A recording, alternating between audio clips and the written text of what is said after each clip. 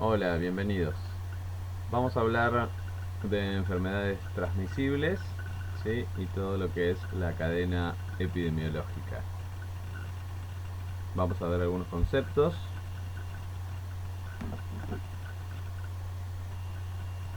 La definición de enfermedades transmisibles es una enfermedad causada por un agente específico o sus productos tóxicos. Ya vamos a ver los tipos de agente que hay. Que se produce por su transmisión desde una fuente, ¿sí? O un reservorio a un huésped que puede ser susceptible de enfermarse, ¿sí?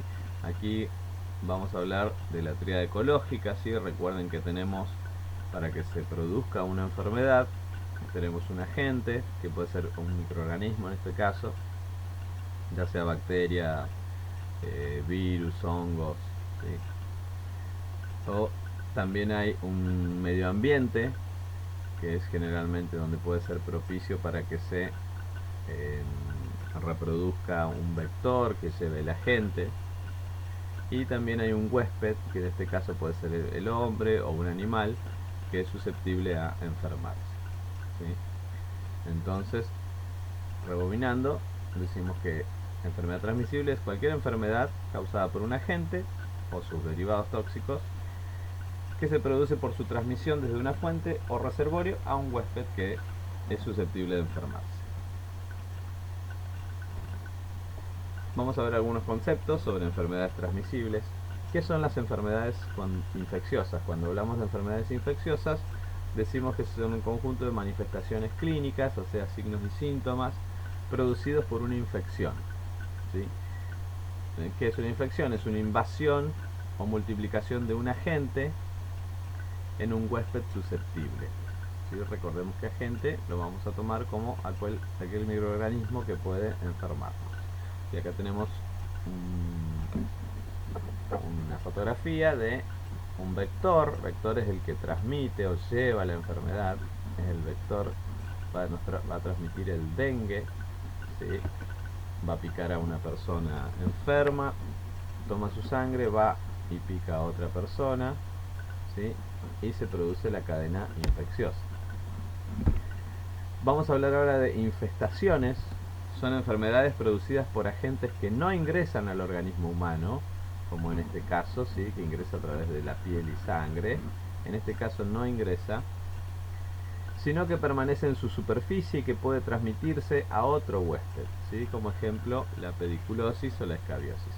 Fíjense acá, tenemos eh, el bichito de la pediculosis, ¿sí? Un piojito, clásica y conocida como el piojo, que no se introduce a través de la piel ni se introduce a través de la sangre, sino que vive en el cuero cabelludo, ¿sí? En el cabello, piel y demás. Entonces eso se llama infestación, no enfermedad infecciosa, esa es la diferencia. Vamos a ver enfermedad. ¿Qué es una enfermedad infectocontagiosa? Aquellas infecciones que se transmiten por contacto directo de persona a persona es una enfermedad infectocontagiosa, ¿sí? Como en el caso que estamos viviendo ahora de la pandemia, ¿sí? Del COVID-19, sería una enfermedad infectocontagiosa porque se transmite de persona a persona. Deja fuera otras vías de transmisión, ¿sí? Como por ejemplo el tétanos, no es contagioso, pero sí se transmite por vía indirecta. Acá estamos hablando de contactos directos. Entonces una enfermedad infectocontagiosa puede ser, por ejemplo, el COVID-19, el VIH, ¿sí? Infección, ya lo dijimos, es una invasión o multiplicación de un agente dentro de un huésped. Colonización es presencia de un agente en una superficie del huésped, pero que no produce respuesta tisular o inmunitaria. Ejemplo, la flora normal que tenemos en las manos, ¿sí? Nuestras manos no están limpias, sino que si miramos microscópicamente vamos a tener una flora normal, ¿sí? Donde tocamos tierra, tenemos contacto con superficie, no nos lavamos las manos, tenemos restos orgánicos de comida y demás, ¿sí? U otros agentes con superficies intactas. Entonces, nuestras manos están colonizadas por una flora que se llama flora normal o flora habitual, ¿sí? Que no nos causa una infección, no nos causa una respuesta inmunitaria ni nada por el estilo, ¿sí? Nuestras manos están colonizadas. Pasa lo mismo con pacientes que por ejemplo, sufren infecciones a repetición, como la cistitis, y ahí esas vejigas muchas veces quedan colonizadas, ¿sí? Tal vez está con una infección, pero no produce ninguna respuesta tisular inmunitaria porque esa vejiga ya se colonizó. Y también puede pasar ahí. Bien. Contaminación, otro concepto, es presencia de agentes vivos, ¿sí? Cuando decimos que algo está contaminado es porque hay agentes vivos en, por ejemplo, prendas de vestir, en artículos, utensilios, mesadas, pisos, camillas, instrumental, aparatología, equipos, agua, la leche, los alimentos, etcétera, ¿sí? Cuando hay presencia de agentes vivos en todos los artículos, ¿sí? O los elementos que mencionamos, ¿sí? Esos agentes vivos pueden llegar a contagiarnos, ¿sí? Alguna enfermedad o alguna infección también.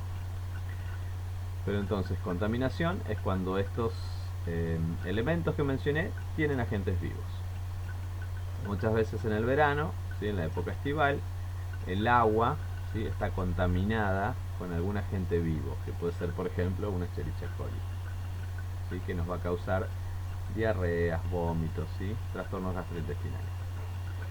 Bien, enfermedad transmisible emergente, ¿sí? Son nuevas infecciones de aparición reciente en una población o infecciones que se extendieron a nuevas zonas geográficas. ¿Sí? Cuando recién empezó el COVID-19 era una enfermedad transmisible emergente. ¿Sí? Era nueva infección que aparecía en una población, ¿sí? Pero después se extendió a otras zonas geográficas. Enfermedad transmisible reemergente. La reaparición de una enfermedad ya conocida después de una disminución significativa de su incidencia. Cuando hablamos de rebrotes en España o en China, ¿sí?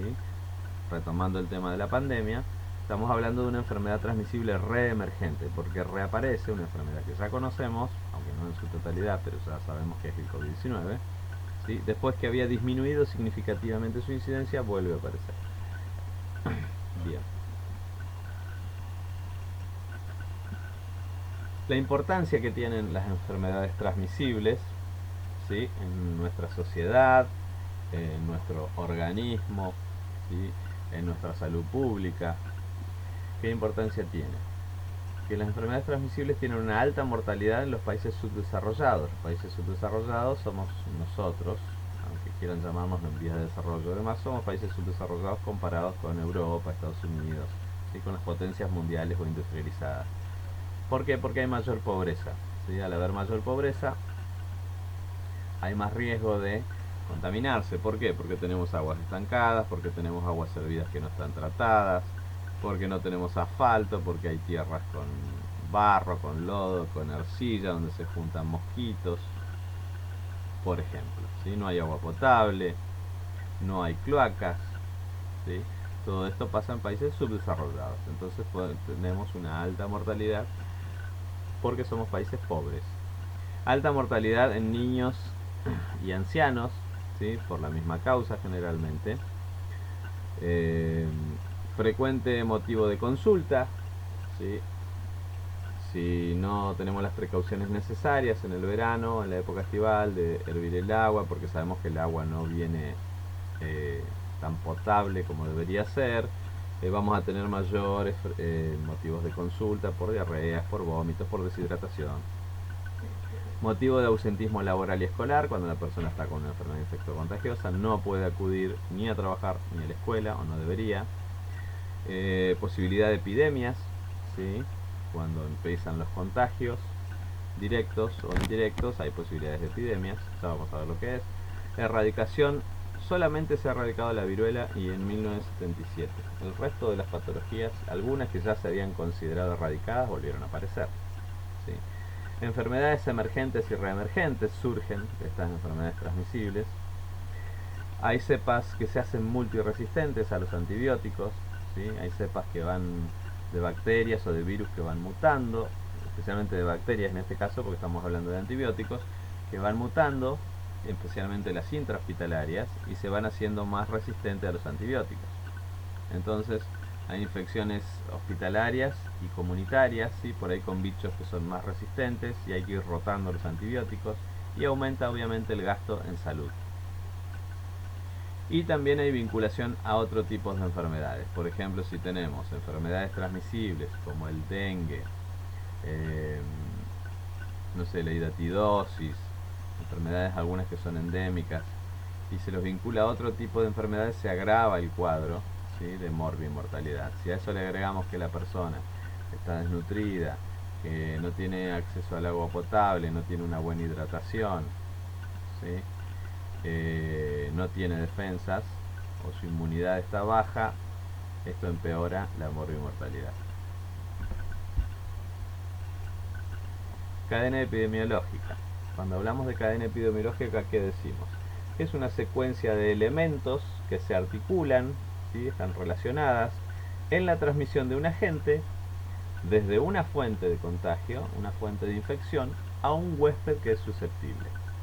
¿Sí? Fíjense, hablamos de la triada, dijimos que para que se produzca una enfermedad tenemos que tener un huésped susceptible, que en este caso supongamos que es el hombre, un agente externo, supongamos que es cualquier bichito, virus, bacteria, hongo, etcétera, y un ambiente propicio, ¿sí?, para que se generen estos agentes, se reproduzcan, por ejemplo, ¿sí?, y donde el huésped habite también, que compartan el ambiente.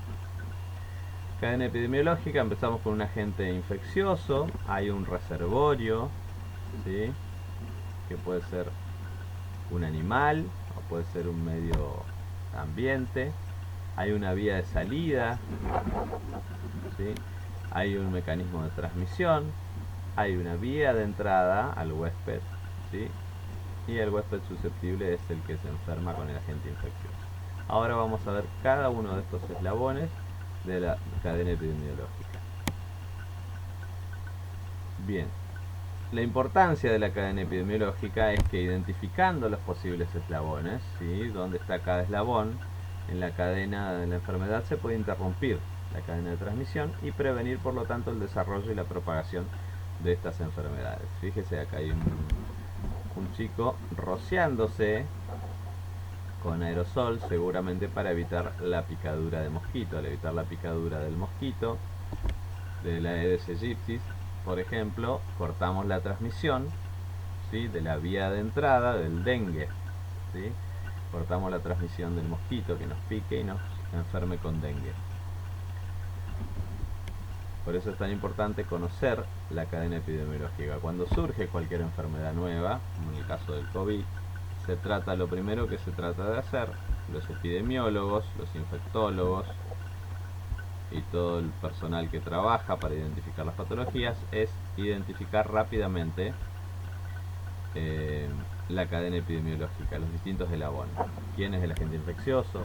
¿Cuál es el reservorio? ¿Cómo es la vía de salida del bicho? ¿Cómo sería el mecanismo de transmisión? Todas estas partes tratan de ser rápidamente identificables, justamente para ¿qué? Para poder cortar, ¿sí?, la infección y que no se propague, que no sea una enfermedad transmisible emergente, que no se transforme en una epidemia o en una pandemia. Bien, o en una zona endémica. Agente, ¿qué es agente? Es cualquier microorganismo capaz de producir una enfermedad infecciosa, ya sean protozoarios, metazoarios, bacterias, virus, hongos, etc. ¿Sí? Cuando hablamos de protozoarios hablamos de parásitos, ¿sí?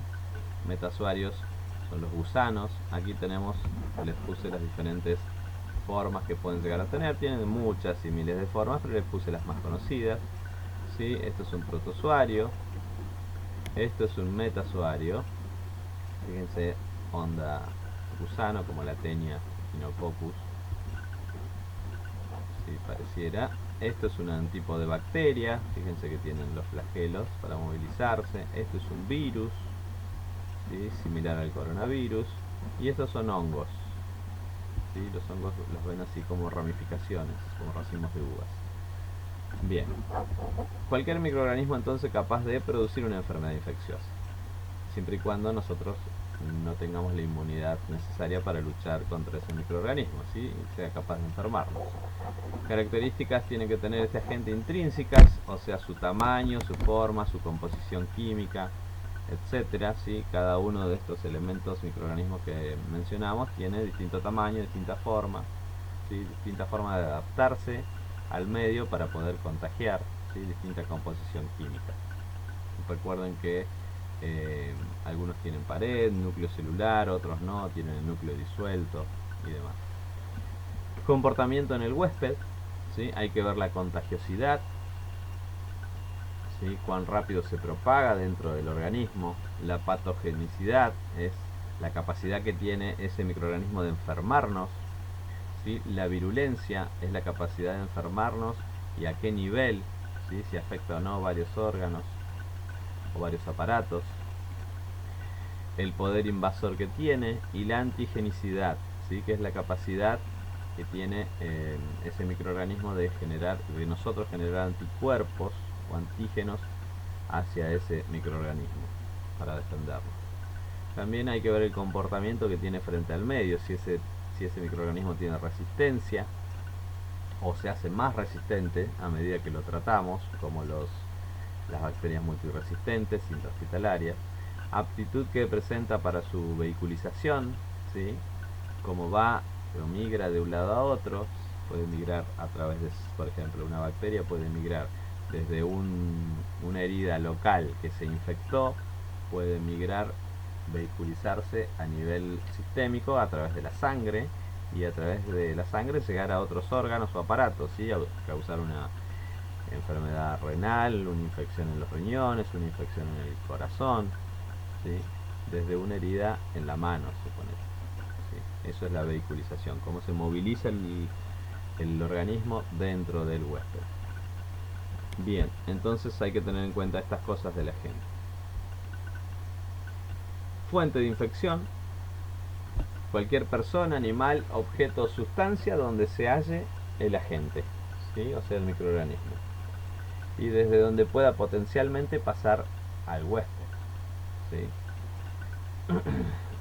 Esto puede ser entonces reservorio, donde la gente vive y se reproduce y del cual depende para su supervivencia, ¿sí? Ese es su reservorio, su casa, su hogar, ¿sí?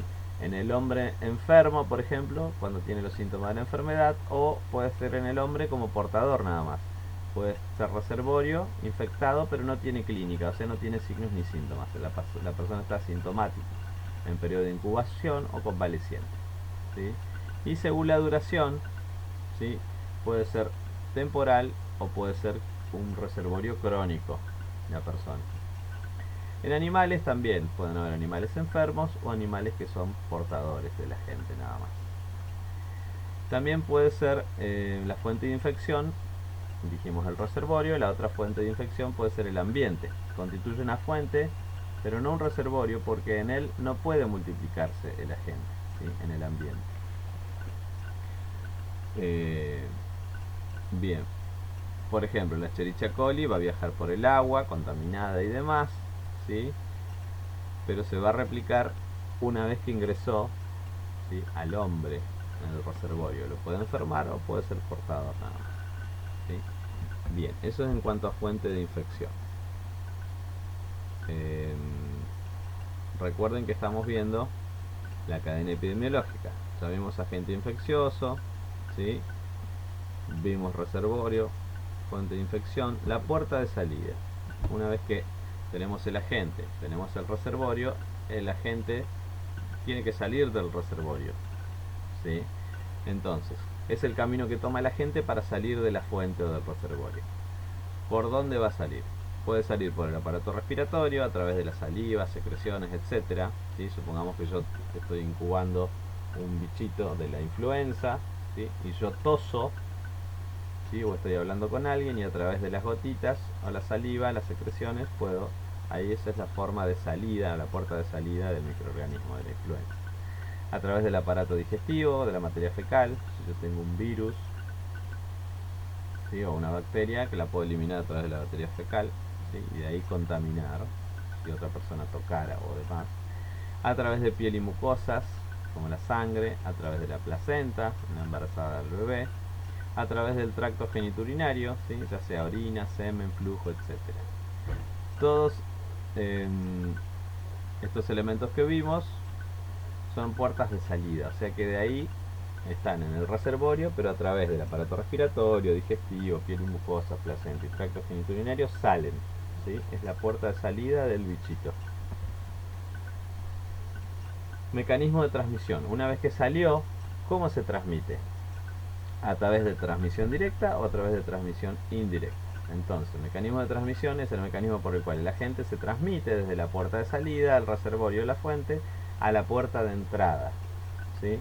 Los principales mecanismos son entonces transmisión directa, que es cuando hablamos de la fuente, va directamente al huésped, ¿sí? O transmisión indirecta. Tenemos la fuente, tenemos un eslabón intermediario, que aquí aparecen los vehículos, los vectores, el aire, ¿sí?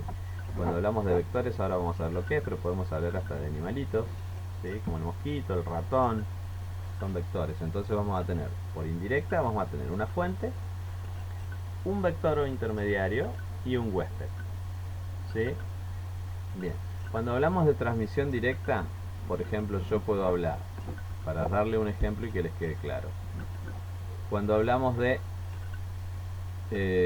tracto genitourinario, ¿sí? La puerta de salida del bicho del HIV, por ejemplo, del virus del HIV, o salir a través del semen o del flujo por contacto sexual, eso va a ser una transmisión directa del bichito al huésped, ¿sí?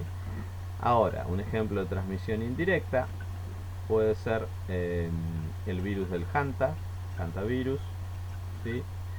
No va directamente al huésped, sino que necesita un vector que va a ser el roedor, el colilargo, ¿sí? Que va a depositar su materia fecal con el virus, ¿sí? Y el huésped está acampando, no se lava las manos, ¿sí? Se mete las manos a la boca, se toca las mucosas y demás y se contagia. Este sería una transmisión indirecta.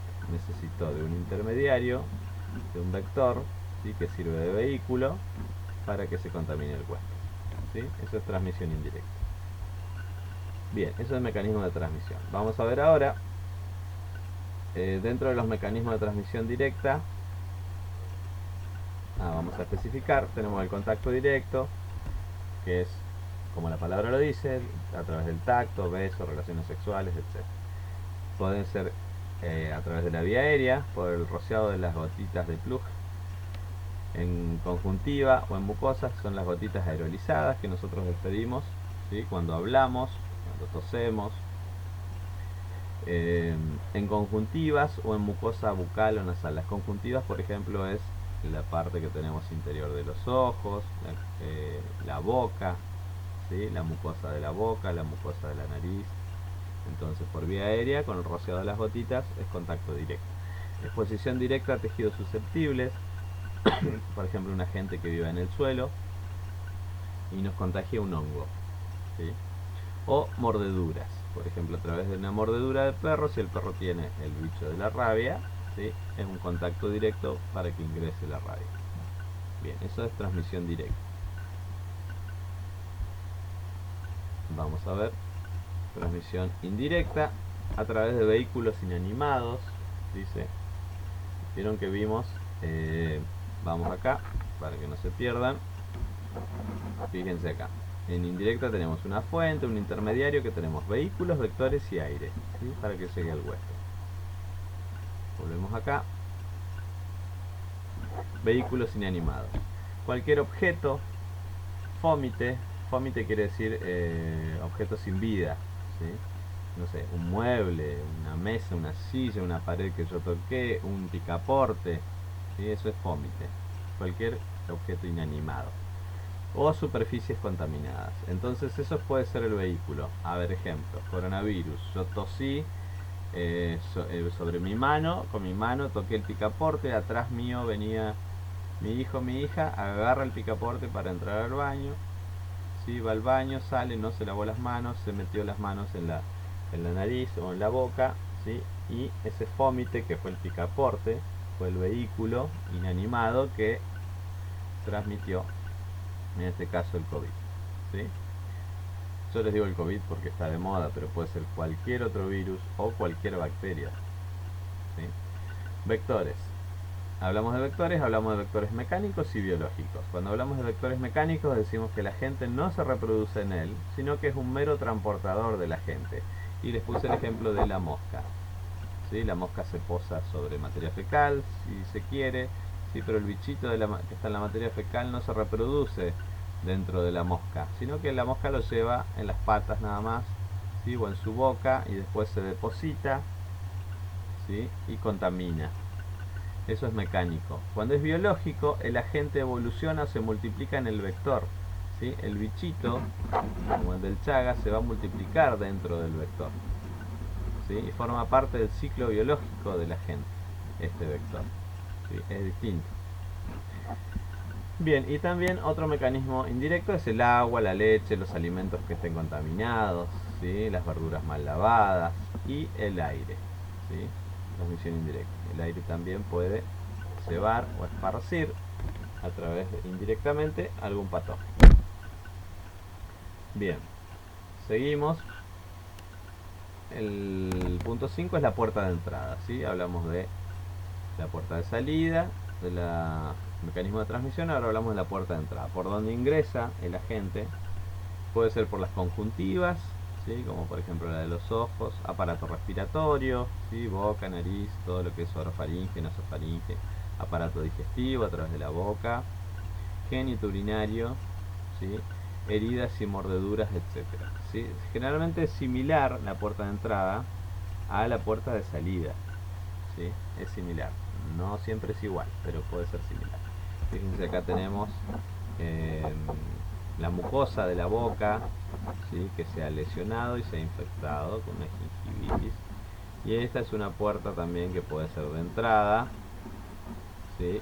Acá pueden ingresar bichitos si esto no es bien curado y protegido en esta laceración que tenemos en la mano. Esto puede ser una mordedura de perro. Bien. El huésped, vamos a hablar ahora del huésped. Es el individuo blanco, ¿sí? Es el blanco del agente, en el cual se desarrolla la enfermedad transmisible. ¿Cuáles son las características para que este huésped sea susceptible y se pueda enfermar? La edad, ¿sí? Sabemos que a las edades muy tempranas o edades muy avanzadas son más susceptibles a enfermarse. El estado nutricional, no es lo mismo una persona bien nutrida que una persona en estado de desnutrición o malnutrida, ¿sí? También en una persona obesa también afecta. Condiciones de vida y de trabajo, ¿sí? Hay que tener en cuenta si la persona trabaja muchas horas, si no tiene horas de descanso, si trabaja mucho tiempo parado, si trabaja mucho tiempo sentado, si trabaja 12, 15 horas o trabaja 3 o 4. Bien, si trabaja en una mina de carbón, si trabaja de oficinista, todas esas condiciones hay que ver. La susceptibilidad, la resistencia y la inmunidad también tienen mucho que ver, ¿sí? Si el paciente es o no más susceptible, hay pacientes que son alérgicos y son más susceptibles a sobreinfecciones, aparte de la alergia. Hay pacientes que tienen una buena inmunidad y tienen una buena resistencia, ¿sí? Tal vez en la misma casa una persona se engripó, o 2 o 3, y los otros 2 no, porque tienen mayor resistencia a organismos, o tienen mayor inmunidad, si ya tuvieron la patología y no se volvieron a contagiar porque ya están inmunes, ¿sí? Todos esos factores hay que tenerlos en cuenta. Medidas de prevención y control, ¿sí? Es otro punto importante. Las medidas de prevención, ¿qué son? Se aplican antes del inicio, ¿sí? O muy al comienzo de la evolución de la enfermedad transmisible. Se toman estas medidas de prevención, ¿sí? Cuando, por ejemplo, si se originó un brote de una enfermedad que se sabe que se puede cortar la cadena epidemiológica a través del lavado de manos, ¿sí? Las medidas de prevención sería lavado de manos, sería barbijo, ¿sí? Tapaboca. Medidas de control se aplican durante el curso de la enfermedad, ¿sí? Medidas de cómo controlar. Medidas, ¿qué quiere decir control? Es reducción de la incidencia de la enfermedad a niveles en que deje de constituir un problema para la salud pública, ¿sí? Bien, por ejemplo, si hablamos de un brote de hantavirus en la cordillera, una de las medidas de control sería, no sé, la poda de cañas, la eliminación de roedores, ¿sí? Eso sería el control, reducir la incidencia. a niveles que deje de constituir un problema. Bien, eliminación: no existen casos de la enfermedad aunque persisten las causas, ¿sí?, el agente o el vector. Cuando hablamos de eliminar una enfermedad transmisible es que ya no hay más casos, ¿sí?, no hay nuevos casos. Erradicación: cuando se erradica la enfermedad y al agente. Fíjense que en la eliminación puede persistir la causa, el agente, o pueden quedar los vectores. En la erradicación no, se erradica la enfermedad y el agente también. Bien. Enfermedades, seguimos hablando de control de enfermedades transmisibles. Se realizan medidas contra el reservorio, ¿sí?, o la fuente. ¿Qué medidas? Aislamiento, ¿sí? Si la fuente es o el reservorio es una persona, se puede producir o hacer, mejor dicho, aislamiento, tratamiento adecuado del enfermo y de los contactos, ¿sí?, y eliminación del reservorio, ¿sí?, en caso de que la fuente sea el medio ambiente o demás. Medidas para interrumpir las vías de transmisión, ¿sí? El agua potable es indispensable, adecuada disposición de las excretas, saneamiento ambiental, adecuada ventilación, utilización de insecticidas, utilización de preservativos para enfermedades de transmisión sexual. Medidas destinadas a incrementar la resistencia en las personas, ¿sí? Inespecíficas: hablamos de generar una resistencia que es inespecífica, es la correcta alimentación, hábito saludable, tratar las enfermedades predisponentes, ¿sí?, o que pueden asociarse y empeorar los cuadros. Y las específicas son la inmunización, ¿sí?, las vacunas o la quimioprofilaxis. Quimioprofilaxis es dar drogas para evitar que la persona se enferme, ¿sí? Bien. Y esas son medidas destinadas a incrementar la resistencia. Formas de presentación de las enfermedades. ¿Cómo se presentan en la población? Se presentan a través de epidemias, por ejemplo, ¿sí?, cuando una enfermedad o evento relacionado con la salud excede la frecuencia usual en una población específica, en un lugar y un periodo de tiempo determinado, ¿sí? Entonces, surge una enfermedad cualquiera, excede la frecuencia que hay, supongamos que tenemos, no sé, 3 casos de hantavirus anuales en esa región, y aquí de repente tenemos un brote, ¿sí?, de muchos casos en la misma área geográfica, en la misma población específica y en un periodo de tiempo determinado. O sea, en 10 días pasó tantos casos, ¿sí? Eso ya se consideraría una epidemia. Casos esporádicos: casos de una enfermedad aislado en el tiempo y en el espacio, sin relación entre sí, ¿sí? Hubo un caso, no sé, en una ciudad, después hubo otro caso en otra ciudad, casos aislados, y son pocos, ¿sí?, son esporádicos. Y no hablamos dentro de un tiempo determinado, sino que hablamos en el año tantos casos, ¿sí? Pandemia: cuando una enfermedad se presenta en forma epidémica en varios países adyacentes, ¿sí? Supongamos, como pasó en el COVID, empezó en una región de Wuhan, en una provincia china, después se esparció por China y después fue a países limítrofes, y a través de los vuelos comerciales y demás llegó a Europa, y de Europa a América, ¿sí? Pero la definición de la OMS en su momento de pandemia fue de cuando la enfermedad se presenta en forma epidémica, ¿sí?, en más de un continente, ¿sí?, así lo definió la OMS. Pero acá lo vemos como varios países adyacentes, ya lo considera pandemia. Brote: ¿qué es un brote? Es un episodio en el cual 2 o más casos tienen alguna relación entre sí, ¿sí? Fíjense que 2 o más casos. Hay que tener en cuenta que en el momento del inicio, ¿sí?, acuérdense que inmediatamente cuando pasan estos casos se afina la cadena epidemiológica, ¿sí? ¿Cuál es el punto cero? ¿Cuál es el momento de inicio? ¿Cuál es el lugar donde apareció el brote? ¿Y cuáles son las características de las personas para que se hayan enfermado? ¿Sí? Con eso se saca el grupo de riesgo y demás. Bien. Otra cosa que no está acá en las definiciones es endemia, ¿sí?, o región endémica. La región endémica es cuando hay una patología persistente a través del tiempo, ¿sí? Generalmente se da por la cultura de la gente o las costumbres de salubridad que tenga la gente. Por ejemplo, la zona de la Patagonia o de la provincia de Neuquén, Río Negro y demás, la enfermedad endémica que tenemos es la hidatidosis. ¿Por qué? Porque la gente está acostumbrada a carnear animales en el campo y darle las hechuras a los perros, ¿sí? Conteniendo un bichito, que es el que enferma después de la hidatidosis. Entonces esa es una enfermedad endémica. Así como en el norte del país, enfermedades endémicas tenemos como por ejemplo el Chagas, ¿sí? Donde hay un vector que es persistente, que es la vinchuca, ¿sí? Que propaga la enfermedad del Chagas. Entonces es una zona endémica de Chagas. En nuestra provincia sería una zona endémica de hidatidosis, ¿sí? Y en el más al sur hay una región endémica de hantavirus, ¿sí?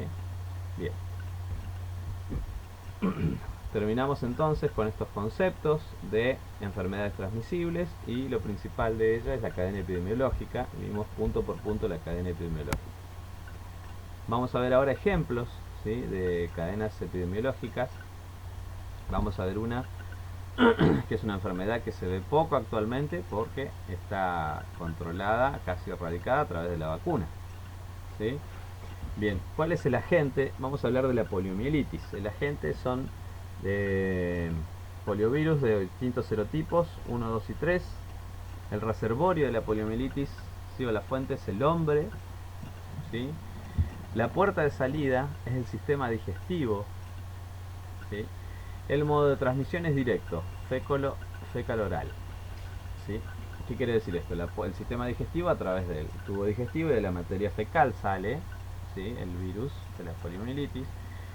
Y el no lavado de manos, ¿sí? Con el contacto directo de las manos sucias con materia fecal sería el modo de transmisión. La puerta de entrada va a ser el mismo sistema digestivo, si yo me llevo la nariz, la boca, ¿sí? Sin lavarme las manos. Y el huésped susceptible es el hombre no sensibilizado o no inmunizado, que no está vacunado, ¿sí? Bien, y acá tenemos, para ampliar esta cadena epidemiológica, tenemos un cuadro, ¿sí? Donde nos habla del cuadro clínico que se produce con la poliomielitis: fiebre, dolores musculares y hasta parálisis, ¿sí? La transmisibilidad es de 7 días antes del inicio de la enfermedad y hasta cerca de 6 a 8 semanas después, ¿sí? Entonces el periodo de incubación antes del inicio son 7 a 10 días y hasta 6 u 8 semanas después. Bien, que se puede transmitir. Caso probable de esta enfermedad es cualquier ataque agudo de parálisis que sufre una persona menor de 15 años por cualquier razón, excepto traumatismo grave, obviamente, traumatismo craneoencefálico, o toda enfermedad paralítica en una persona de cualquier edad en la que se sospecha poliomielitis. ¿Cuándo es caso confirmado? Caso de parálisis flácida aguda asociada con el aislamiento del virus, ¿sí? Haya o no parálisis residual después. Se hace una toma de muestra de heces. Factores condicionantes y determinantes: la deficiencia del saneamiento, falta de agua, malos hábitos de higiene, también agregaría yo. Distribución de la enfermedad dentro del país: el último caso fue reportado en Junín en 1991, ¿sí? Junín, Buenos Aires. Actividades preventivas: inmunización, o sea, vacunas, ¿sí? Educación sanitaria en padres de niños de corta edad, ¿sí? Medidas de control: va a ser el bloqueo y barrido en jurisdicción de caso altamente sospechoso de poliomielitis, y no existe un tratamiento específico salvo las medidas de prevención y la vacuna. Bien, esta es la cadena epidemiológica de la polio. Vamos a ver otra cadena epidemiológica, otro ejemplo: el dengue, por ejemplo. El agente causal, ¿sí? Es este bichito que vemos acá, DEM 1, DEM 2, DEM 3 y 4. Tenemos 4 serotipos. El reservorio va a ser humanos y algunos animales. La puerta de salida del agente es la piel, ¿sí? El mecanismo de transmisión es la picadura de un mosquito, de la Aedes aegypti. Solamente este mosquito es el vector del dengue, solamente este tipo de mosquito infectado. Pica al hombre, por eso es la puerta de salida, la piel, pica la piel, ¿sí? Y el mosquito va y pica a otra persona, ¿sí? Entonces la puerta de entrada de la otra persona va a ser también la piel. La susceptibilidad del huésped es universal, ¿sí? Puede pasar en niños o en pacientes inmunodeprimidos, en cualquier persona generalmente, ¿sí? Ese es el agente causal de la cadena epidemiológica del dengue. Vamos a ver otro ejemplo, la hidatidosis, que es endémica de nuestra región. El reservorio es en los perros, en el intestino, por ingesta de quistes hidatídicos, se desarrolla la forma adulta del parásito llamado Echinococcus granulosus, ¿sí? Es uno de los tipos de tenia. Entonces ese es el reservorio. La puerta de salida es el tracto intestinal a través de las heces, ¿sí? La forma de transmisión, los cánidos se contagian por ingesta de los quistes hidatídicos provenientes de las vísceras, de rumiantes contaminados, ¿sí? Principalmente las ovejas, rumiantes camélidos, equinos y humanos por ingesta de huevos de tenia, de Echinococcus granulosos. Estos son expulsados en las heces de los cánidos, ¿sí? Entonces la forma de transmisión, tenemos el vector que va a ser el perro, ¿sí? Nosotros entonces nos contagiamos consumiendo, ¿sí? El Echinococcus granulosus. La puerta de entrada va a ser la ingesta, ¿sí? Nuestra. Supongamos que el perro, no sé, defecó sobre las verduras. Nosotros tomamos una lechuga, no la lavamos bien, no le pusimos una gotita de lavandina, más si vivimos en el campo y demás, e ingerimos. ¿Qué vamos a ingerir? El Echinococcus granulosus, ¿sí? Bien, y el huésped potencial, entonces el sujeto sin hábitos higiénicos, porque no lavamos las manos, no lavamos la comida, ¿sí? Tocamos los perros. Acuérdense que los perros no lo relacionen solamente con la materia fecal. El perro defeca y después se limpia con su lengua. La lengua también la pasa sobre el pelo, ¿sí? Entonces con estos perros que comen achuras crudas, no podemos, no deberíamos acariciarlos, darles besos en la boca, que nos pasen la lengua por la piel, o por las manos, o por la cara, o por la boca, ¿sí? Entonces no lo relacionen solamente con ir y tocar caca del perro, porque no es así. El perro se lame, ¿sí? Y después se lame la piel, ¿sí? Y tiene el bicho en el hocico. Entonces cualquier contacto que tengamos nosotros después con el perro, vamos a ser huéspedes potenciales, ¿sí? Mala limpieza de las verduras, frutas, etcétera, provenientes de la tierra, ya que en el piso se depositan los huevos de la tenia Echinococcus. Bien, esa es la cadena epidemiológica entonces de la hidatidosis. Y así vimos ejemplos de cadenas epidemiológicas para que le quede más claro de estas enfermedades transmisibles, ¿sí? Bien, nada más sobre esta clase.